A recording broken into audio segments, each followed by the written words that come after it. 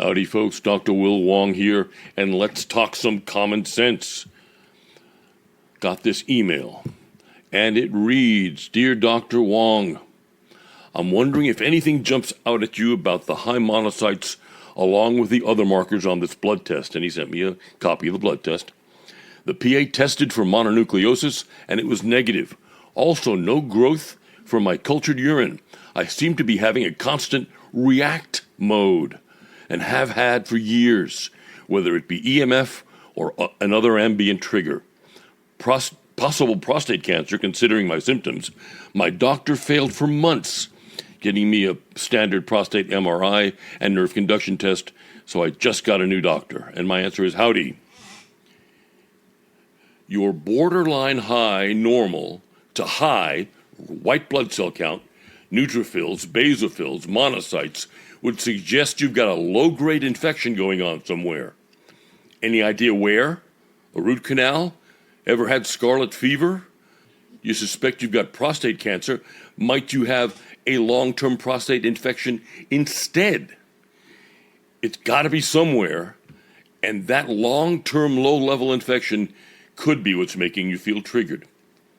If you were my patient, I'd put you on a wide-spectrum antibiotic like doxycycline long-term for like weeks or maybe months. Gut flora be damned. That can be built back in 8 to 16 weeks afterwards. I'd put you on that for a few weeks until the readings came down. And by the way, you're also borderline anemic. Be well and God bless, Dr. Wong. Now let me talk about the heresy that I just said. Everyone in the natural health world, most naturopaths, a good many alternative doctors, are absolutely against the use of antibiotics when a patient has an infection. They'll do God knows what, some grape leaf extract and oil of oregano and God knows what else, instead of working with the things that directly kill the bad bacteria in the body. What the nutritional industry has never wanted you to know, because they want to sell you stuff for life, just like the big pharma wants to sell you drugs for life, is that after antibiotic use, if you're using the right probiotic, you can completely rebuild your gut flora in 8 to 16 weeks. And with that gut flora being rebuilt and recolonized, you will also increase the number of immunoglobulins that you make, because 60 to 70% of the immune cells that the body makes come from the intestinal lining when it's colonized with good bacteria. I have known patients who were willing to risk death, and some of them undoubtedly did die, because they flatly refused to take antibiotics, fearing that they were going to throw off their gut flora. Come on. Your gut flora dies, or you die. One of the two is going to die if you don't take care of the infection. Or you're going to have that long-term infection, and it will breed more infections in more places, more internal organ inflammation in more places. The inflammation will breed scar tissue in more places. You see how this kind of cascades along?